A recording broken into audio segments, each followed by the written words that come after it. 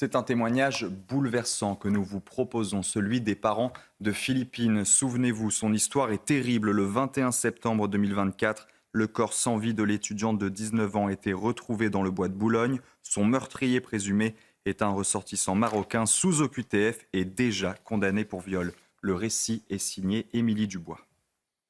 Elle avait ému la France entière. Un an après, la famille de Philippine témoigne dans le Figaro.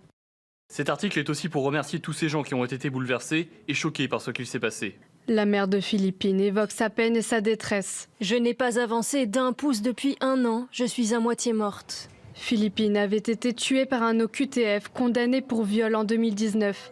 Il devait être renvoyé au Maroc, mais faute de réponse du pays. L'homme était arrivé au terme des 90 jours en centre de rétention administrative. Il avait alors été remis en liberté. Cet individu n'aurait jamais dû se trouver sur son chemin, donc c'est encore plus révoltant.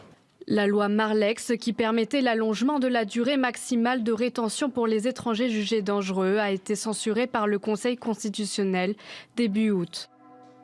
L'abrogation de la loi Marlex m'a écœurée et anéantie. Comment des hommes et des femmes peuvent prendre le risque que nos jeunes soient assassinés? Un an après, les parents de Philippine sont révoltés de la situation. Plus on avance, plus on voit de dysfonctionnements.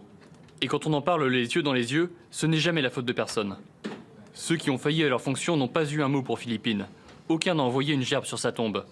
Cela montre à quel point ils ne se sentent ni coupables ni responsables. La date du procès n'est pour l'heure pas connue.